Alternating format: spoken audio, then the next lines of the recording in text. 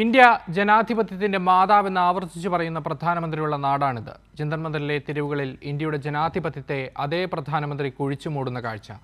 ഭരണത്തിന്റെ പിടിപ്പുകേട് ചോദ്യം ചെയ്ത യുവതയെ കന്നുകാലികളെപ്പോലെ തെരുവിൽ കശാപ്പ് ചെയ്യുന്ന BJPയുടെ ജനാധിപത്യം. കുറ്റാരോപിതരെ പൊന്നാടയണിയിക്കുന്ന ജനാധിപത്യം. കയ്യൂക്കുള്ളവർ കാര്യക്കാരാകുന്ന ജനാധിപത്യം. മോഡി മോഡൽ ജനാധിപത്യം. ഇതാ നമ്മൾ ആദ്യം പോകുന്നത് SFIയുടെ അവകാശ പത്രിക മാർച്ചിലേക്കാണ്. അവകാശ പത്രിക മാർച്ചുമായി ബന്ധപ്പെട്ട് ആ മാർച്ച് ഉദ്ഘാടനം ചെയ്ത് പ്രതിപക്ഷ നേതാവ് പിണറായി വിജയന്റെ വാക്കുകളിലേക്ക്. രാജ്യതലസ്ഥാനം ഇപ്പോൾ ഈ വൻതോതിലുള്ള നൂതന വിദ്യാർത്ഥി നിരയുടെ ഭാഗമായി ഉയർന്നു വരുന്ന പ്രക്ഷോഭത്തിന്റെ കേന്ദ്രമായി മാറിയിരിക്കുന്നു. മാരകമായി പരിക്കുപറ്റിയവരെ കുറിച്ചുള്ള വാർത്ത ഒരു ദിവസം കേട്ടത് ഈ അടുത്ത ദിവസം 70 പേര് ആശുപത്രിയിലായി. ആ 70 പേരിൽ 40 പേര് SFIക്കാരാണ് എന്ന വാർത്ത കണ്ടു. അപ്പോൾ എത്രമാത്രം സജീവമായാണ് SFI ഈ പ്രക്ഷോഭത്തിൽ അണിനിരന്നിട്ടുള്ളത് എന്നതാണ് അത് കാണിക്കുന്നത്. ഇത് സ്വാഭാവികമാണ്. വിദ്യാർത്ഥി പ്രശ്നത്തിൽ മാത്രമല്ല, പൊതുവായുള്ള പ്രശ്നങ്ങളിലും വൻതോതിൽ തന്നെ രാജ്യവ്യാപകമായി ഇടപെട്ടു വരുന്ന സംഘടനയാണ് SFI. പൗരത്വ നിയമ ഭേദഗതി വന്നപ്പോൾ അതിനീരെ ശക്തമായ രോഷം നിങ്ങൾ പ്രകടിപ്പിച്ചിട്ടുണ്ട്. കമലേഷ് കേക്കാട് കൂടി ചേരുകയാണ് നമ്മളോടൊപ്പം. കമലേഷ്, സംസ്ഥാനമെമ്പാടും വലിയ പ്രതിഷേധമാണ്, വലിയ പ്രക്ഷോഭമാണ് SFI സംഘടിപ്പിച്ചത് അവകാശ പത്രിക മാർച്ചുമായി ബന്ധപ്പെട്ട്. രാജ്യത്തെ വിദ്യാർത്ഥികളുടെ അവകാശങ്ങൾക്ക് വേണ്ടിയുള്ള പോരാട്ടമാണ് SFI സംഘടിപ്പിച്ചുകൊണ്ടിരിക്കുന്നത്. അപ്പോഴും ഉയർന്ന പ്രധാനപ്പെട്ട ചോദ്യം, എവിടെയാണ് മറ്റ് പ്രതിപക്ഷ വിദ്യാർത്ഥി സംഘടനകൾ? എവിടെയാണ് KSU? എവിടെയാണ് MSF അടക്കമുള്ള വിദ്യാർത്ഥി സംഘടനകൾ എന്ന ചോദ്യമാണ് ഉയരുന്നത്. അക്ഷയ്, തീർച്ചയായും രാജ്യത്ത് പ്രത്യേകിച്ച് ഡൽഹിയിൽ ജന്തർ മന്ദിറിൽ ഉൾപ്പെടെ അവകാശങ്ങൾ ഉന്നയിച്ച് നടത്തുന്ന എല്ലാ സമരങ്ങളുടെയും മുൻപന്തിയിൽ അതിന് പിന്തുണയുമായി SFI എല്ലാ കാലത്തും ഉണ്ടാകാറുണ്ട്.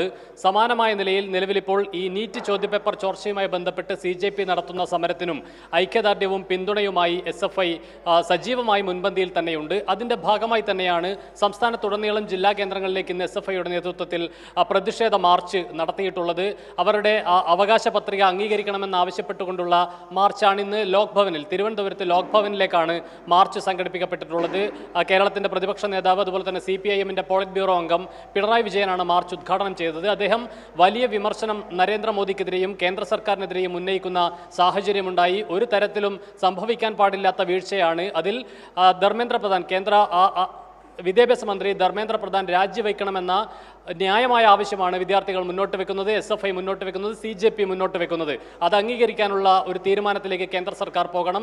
ഇതിന്റെ ഉത്തരവാദിത്വത്തിൽ നിന്ന് പ്രധാനമന്ത്രി നരേന്ദ്രമോദിക്ക് ഒഴിഞ്ഞു മാറാൻ കഴിയില്ല എന്നതടക്കമുള്ള വിമർശനം അദ്ദേഹം മുന്നോട്ട് വെച്ചു. അതോടൊപ്പം തന്നെ SFI നടത്തുന്ന ഇത്തരത്തിലുള്ള ഏറ്റെടുക്കുന്ന പ്രക്ഷോഭങ്ങൾ, അതിന്റെ ഭാഗമായി ഏറ്റവും പ്രധാനപ്പെട്ട പല സംഘടനകളും ജന്തർ മന്ദിറിലെ ഈ പ്രക്ഷോഭത്തിന് പിന്തുണയുമായി രംഗത്തെത്തി. പക്ഷേ എവിടെയാണ് NSU ഉൾപ്പെടെയുള്ള സംഘടനകൾ, വിദ്യാർത്ഥി സംഘടനകൾ? NSUവിന്റെ ഭാഗമായി കേരളത്തിൽ പ്രവർത്തിക്കുന്ന KSU എവിടെ? ഒരു പ്രസ്താവന കൊണ്ടെങ്കിലും ഇവർക്ക് ഐക്യദാർഢ്യം പ്രഖ്യാപിക്കാൻ, ഇതിന്റെ പ്രതിഷേധം രേഖപ്പെടുത്താൻ KSU തയ്യാറാകാത്തത് എന്തുകൊണ്ടാണ് തുടങ്ങിയ ചോദ്യങ്ങൾ ഉദ്ഘാടന പ്രസംഗത്തിൽ പിണറായി വിജയൻ മുന്നോട്ട് വെക്കുകയും ചെയ്തു എന്നുള്ളതാണ് നമുക്ക് കാണാൻ കഴിയുന്നത്. ഏതായാലും ഇതിന് ശേഷം ഈ ബാരിക്കേഡിന് മുന്നിൽ സാധാരണഗതിയിൽ ഉണ്ടാവുന്ന സ്വാഭാവികമായ ഒരു പ്രതിഷേധം SFI പ്രവർത്തകരുടെ ഭാഗത്തു നിന്നുമുണ്ടായി. അതിനെ മർദ്ദനോപാധികൾ ഉപയോഗിച്ച് അടിച്ചമർത്താനുള്ള ഒരു ശ്രമമാണ് പോലീസ് നടത്തിയത്. ജലപീരങ്കി, 5 റൗണ്ട് ജലപീരങ്കി വിദ്യാർത്ഥികൾക്ക് നേരെ പോലീസ് പ്രയോഗിക്കുന്ന സാഹചര്യമുണ്ടായി. അത് നമുക്ക് ആ ദൃശ്യങ്ങളിൽ വളരെ കൃത്യമായി കാണാൻ കഴിയുകയും ചെയ്തു എന്നുള്ളതാണ്. ഏതായാലും 10,000-കണക്കിന് വിദ്യാർത്ഥികളാണ് ഇന്ന് ലോക് ഭവനിലേക്ക് നടത്തിയ ഈ മാർച്ചിൽ പങ്കെടുത്തത്. 5 തവണ ജലപീരങ്കി പ്രയോഗിച്ചിട്ടും ഒരടി പിന്നോട്ട് പോകാൻ വിദ്യാർത്ഥികൾ തയ്യാറായില്ല. അചഞ്ചലരായി ആ സമരത്തിന്റെ, പ്രക്ഷോഭത്തിന്റെ മുൻനിരയിൽ വിദ്യാർത്ഥിനികൾ ഉൾപ്പെടെയുള്ള വിദ്യാർത്ഥികൾ സ്ഥാനം പിടിക്കുകയും ചെയ്തു എന്നുള്ളതാണ്. ഏതായാലും വലിയ മുദ്രാവാക്യങ്ങൾ തന്നെയാണ്. അതായത് NTA, നാഷണൽ ടെസ്റ്റിംഗ് ഏജൻസി പിരിച്ചുവിടുക, അതുപോലെ തന്നെ ധർമ്മേന്ദ്ര പ്രധാൻ, കേന്ദ്ര വിദ്യാഭ്യാസ മന്ത്രി ധർമ്മേന്ദ്ര പ്രധാൻ രാജിവെക്കുക തുടങ്ങിയ ആവശ്യങ്ങൾ ഉന്നയിച്ചുകൊണ്ട് തന്നെയാണ് സംസ്ഥാനത്തുടനീളം രാജ്യത്തുടനീളം ഇത്തരത്തിലുള്ള പ്രക്ഷോഭങ്ങൾ SFIയുടെ ഉൾപ്പെടെയുള്ള സംഘടനകളുടെ നേതൃത്വത്തിൽ നടക്കുന്നത്. SFI അതൊരു വലിയ വിഷയമായി തന്നെ കൊണ്ടുപോവുകയാണ്. ഇന്ന് 10,000-ഓളം വിദ്യാർത്ഥികളാണ് ഈ പ്രതിഷേധ മാർച്ചിൽ അണിനിരന്നത്. അതോടൊപ്പം ഇന്നും നാളെയുമായി വിവിധ പരിപാടികൾ ഇതിന്റെ ഭാഗമായി തന്നെ തലസ്ഥാനത്ത് നടത്തുന്നു. അതോടൊപ്പം 100 വിദ്യാർത്ഥികൾ, തെരഞ്ഞെടുക്കപ്പെട്ട 100 വിദ്യാർത്ഥികൾ നാളെ ഡൽഹിയിലേക്ക് യാത്ര ചെയ്യുകയാണ് ഈ സമരത്തിൽ പങ്കെടുക്കാൻ, ഈ സമരത്തിന് ഐക്യദാർഢ്യം പ്രഖ്യാപിക്കാൻ. ആ നിലയിൽ SFI ഈ സമരത്തെ പൂർണ്ണമായും ഏറ്റെടുക്കുന്ന ഒരു നിലയുണ്ടാകുന്നു. വലിയ വിദ്യാർത്ഥി പ്രക്ഷോഭത്തിന് SFIയുടെ നേതൃത്വത്തിൽ നേതൃത്വം നൽകുകയും ചെയ്യുന്നു എന്നുള്ളതാണ് നമുക്കിന്ന് കാണാൻ കഴിഞ്ഞിട്ടുള്ളത്. ഏതായാലും ആ നിലയിൽ അവരുടെ പ്രതിഷേധം രേഖപ്പെടുത്തുമ്പോൾ വലിയ ഒരു കോളിളക്കം തന്നെ ഈ വിഷയം, ഈ CJP ആണ് ഈ വിഷയം ഉന്നയിച്ചു കൊണ്ടുവന്നത് എങ്കിൽ പോലും രാജ്യമാകെ പലവിധ സംഘടനകൾ, വർഗ ബഹുജന സംഘടനകളെല്ലാം തന്നെ, വിവിധ പാർട്ടികളുടെ നേതൃത്വത്തിലുള്ള സംഘടനകളെല്ലാം ഈ CJP നടത്തുന്ന അല്ലെങ്കിൽ ഡൽഹിയിൽ വിദ്യാർത്ഥികൾ നടത്തുന്ന ഈ പ്രക്ഷോഭത്തിന് ഐക്യദാർഢ്യവുമായി രംഗത്തെത്തിയിട്ടുണ്ട്. വലിയ ഒരു മുന്നേറ്റമായി ഈ പ്രക്ഷോഭം മാറുകയും ചെയ്തു എന്നുള്ളതാണ്. ഏതായാലും കേന്ദ്ര വിദ്യാഭ്യാസ മന്ത്രി ധർമ്മേന്ദ്ര പ്രധാന്റെ രാജി എന്ന ആവശ്യത്തിൽ ഉറച്ചു നിൽക്കുകയാണ് വിദ്യാർത്ഥികളും പ്രക്ഷോഭകാരികളും എന്നതാണ് ഏറ്റവും പ്രധാനപ്പെട്ട കാര്യം. ഇതിന്റെ ഉത്തരവാദിത്തത്തിൽ നിന്ന് കേന്ദ്ര സർക്കാരിനും നരേന്ദ്രമോദിക്കും മാറി നിൽക്കാൻ കഴിയില്ല എന്നതുകൂടി അവർ ഉന്നയിക്കുന്ന ഒരു പ്രധാനപ്പെട്ട വിഷയമായി നിൽക്കുന്നു. ഏതായാലും വലിയ പ്രക്ഷോഭത്തിനാണ് ഇന്ന് SFI ലോക് ഭവനിലേക്ക് നടന്ന ഈ മാർച്ചുമായി ബന്ധപ്പെട്ട് വലിയ പ്രക്ഷോഭമാണ് ഇന്ന് നടന്നിട്ടുള്ളത്. 10,000-കണക്കിന് വിദ്യാർത്ഥികളാണ് പ്രക്ഷോഭത്തിന്റെ ഭാഗമായി അണിനിരുന്നത്. അക്ഷയ്, തീർച്ചയായും കമലേഷ് സൂചിപ്പിച്ചതുപോലെ പ്രധാനമന്ത്രി നരേന്ദ്രമോദിക്കും അതോടൊപ്പം ധർമ്മേന്ദ്ര പ്രധാനൊന്നും ഇതിന്റെ ഉത്തരവാദിത്തത്തിൽ നിന്ന് മാറി നിൽക്കാനാവില്ല. 22 ലക്ഷം വിദ്യാർത്ഥികളുടെ ഭാവി തുലാസിലാക്കിയ, അവരുടെയൊക്കെ സ്വപ്നങ്ങൾക്ക് കടിഞ്ഞാണിടുന്ന 22 വിദ്യാർത്ഥികളുടെ ജീവൻ അപഹരിച്ച ഒരു സർക്കാരാണ് ഇവിടെയുള്ളത്. അങ്ങനെയെങ്കിൽ ഈ യുവതയുടെ സ്വപ്നങ്ങൾക്ക് കടിഞ്ഞാണിടുന്ന ഒരു സർക്കാരായി മാറുകയാണോ ഈ കേന്ദ്ര സർക്കാർ? അക്ഷയ്, തീർച്ചയായും ആ നിലയിൽ തന്നെ ഇതിനെ കാണണം എന്നുള്ളതാണ് ഏറ്റവും പ്രധാനപ്പെട്ട കാര്യം. ഇപ്പോഴും ഈ വിഷയത്തിന്റെ, അതായത് ഈ നീറ്റ് പരീക്ഷ ചോദ്യപേപ്പർ ചോർച്ചയുമായി ബന്ധപ്പെട്ട് എത്രത്തോളം ലാഘവ ബുദ്ധിയോടെയാണ് ഈ വിഷയത്തെ കേന്ദ്ര സർക്കാർ കാണുന്നത്, BJP കാണുന്നത് എന്നതിന് ഏറ്റവും വലിയ ഉദാഹരണം ഈ വിഷയം പലതവണ പാർലമെന്റിൽ ഉൾപ്പെടെ പ്രതിപക്ഷം ഉന്നയിക്കുന്ന ഒരു സാഹചര്യമുണ്ടായി. എന്തുകൊണ്ട് ഇത്തരത്തിലൊരു പാളിച്ച, ഒരു ചോദ്യപേപ്പർ പോലും കൃത്യമായി വിതരണം ചെയ്യാൻ കഴിയാത്ത അല്ലെങ്കിൽ സൂക്ഷിക്കാൻ കഴിയാത്ത തരത്തിലൊരു സർക്കാർ NTA ഒക്കെ മാറുന്നത് എന്തുകൊണ്ടാണ്?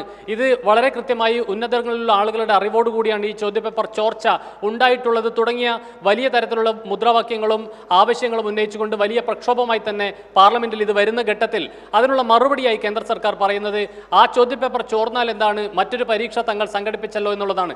ആ നിലയിൽ അങ്ങേയറ്റം ലാഘവ ബുദ്ധിയോടെ ഈ വിഷയത്തെ കേന്ദ്ര സർക്കാരും BJPയും കാണുന്നു എന്നുള്ളതാണ് ഏറ്റവും പ്രധാനപ്പെട്ട വിഷയം. ഇതിനകത്ത് ആത്മഹത്യ ചെയ്യേണ്ടി വന്ന, ജീവൻ നഷ്ടപ്പെട്ടു പോകേണ്ടി വന്ന വിദ്യാർത്ഥികളെക്കുറിച്ച് കേന്ദ്ര സർക്കാരിന് യാതൊരു തരത്തിലുള്ള ആകുലതയുമില്ല എന്നുള്ളതാണ്. 22 ലക്ഷത്തോളം വിദ്യാർത്ഥികളുടെ ഭാവിയെ മുൻകൂട്ടി അല്ലെങ്കിൽ ഭാവിയെ മുൻനിർത്തി ഈ വിഷയത്തെ കാണാൻ കേന്ദ്ര സർക്കാരിന് കഴിയുന്നില്ല എന്നുള്ളതാണ്. കമലേഷ്, ഇതിൽ പ്രധാനമായിട്ടും ഈ വിദ്യാർത്ഥികളെ കേന്ദ്ര സർക്കാർ അടക്കം നേരിടുന്ന ഒരു രീതിയുണ്ട്. ഒരു ജനാധിപത്യ രാജ്യത്ത് ജനാധിപത്യപരമായി തിരഞ്ഞെടുക്കപ്പെട്ട ഒരു സർക്കാരിന് ഭൂഷണമായിട്ടുള്ള രീതിയാണോ ഇതെന്ന പ്രധാനപ്പെട്ട ചോദ്യം കൂടി ഉയർന്നു വരുന്നൊരു സാഹചര്യമാണ്.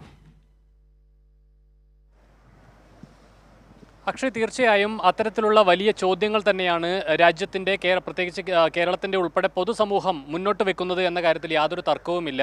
ഏത് നിലയിലാണ് ഇങ്ങനെ ജനാധിപത്യ വിരുദ്ധമായ ഒരു സർക്കാരിന് പ്രവർത്തിക്കാൻ കഴിയുക? ഒരു രാജ്യത്തെ ആകെ, ലോകത്തിലെ തന്നെ ഏറ്റവും വലിയ ജനാധിപത്യത്തിൻ്റെ ഈറ്റില്ലം എന്നറിയപ്പെടുന്ന ഇന്ത്യക്ക് എങ്ങനെയാണ് ഈ നിലയിൽ ഒരു വിദ്യാർത്ഥി സമരത്തെ അടിച്ചമർത്താൻ കഴിയുക, ഒരു വിഷയത്തെ ഈ നിലയിൽ ജനാധിപത്യ വിരുദ്ധമായി കൈകാര്യം ചെയ്യാൻ കഴിയുക എന്നുള്ളതാണ് ഏറ്റവും പ്രധാനപ്പെട്ട ഒരു ചോദ്യമായി ഉയർന്നു വരുന്നത്.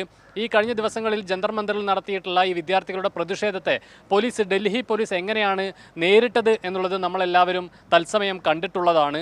പലതരത്തിൽ, ഇപ്പോൾ നേരത്തെ അക്ഷയ് സൂചിപ്പിച്ചതുപോലെ തന്നെ പെൺകുട്ടികളെ ക്രൂരമായി ആക്രമിക്കുന്ന നിലയിലേക്ക്, കൈകൊണ്ട് മുഖത്തടിക്കുന്ന നിലയിലേക്ക്, ആണികൾ തറച്ച പട്ടിക കൊണ്ട് വിദ്യാർത്ഥികളുടെ ശരീരത്തിൽ ആക്രമിക്കുന്ന നിലയിലേക്ക്, പെല്ലറ്റ് ഉപയോഗിച്ച് വിദ്യാർത്ഥികളെ പരിക്കേൽപ്പിക്കുന്ന നിലയിലേക്ക്, നിരവധി ശസ്ത്രക്രിയയ്ക്ക് വിദ്യാർത്ഥികൾ വിധേയരാവുകയാണ്. ഈ പെല്ലറ്റ് നീക്കം ചെയ്യും, മുഖത്തും കണ്ണിൻ്റെ അകത്തും ഉൾപ്പെടെ പെല്ലറ്റുകൾ തറച്ച് വിദ്യാർത്ഥികൾക്ക് നീക്കം ചെയ്യാൻ ശസ്ത്രക്രിയയ്ക്ക് വിധേയരാകുന്നു.